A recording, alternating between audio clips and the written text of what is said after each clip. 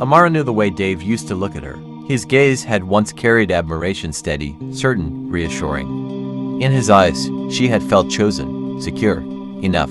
That silent language between them had quieted many of her earlier doubts. But that afternoon, something shifted. They were seated at their usual cafe, a familiar corner where they had shared laughter and whispered dreams.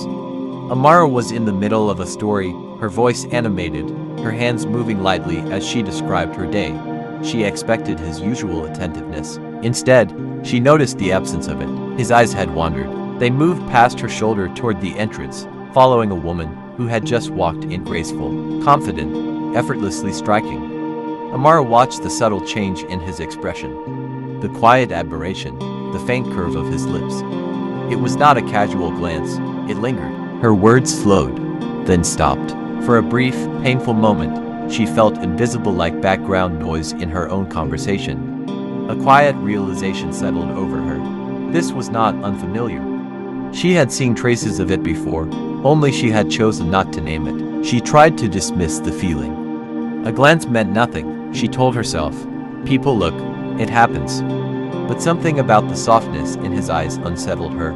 That look had once been reserved for her.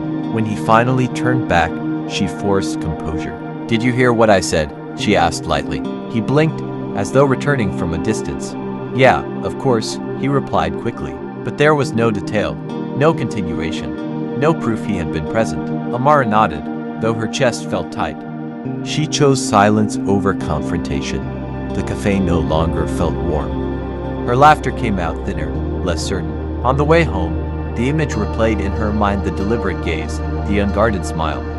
Jealousy mingled with hurt, but beneath it all lay something deeper, fear. That night, alone in her room, she stared at the ceiling in the dark. For the first time, she allowed the truth to surface without resistance. She had ignored missed calls. She had excused strange explanations.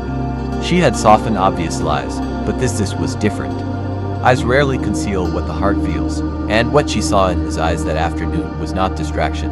It was interest. The realization settled heavily within her. Perhaps the love she had fought so hard to protect was no longer his priority, and that possibility terrified her.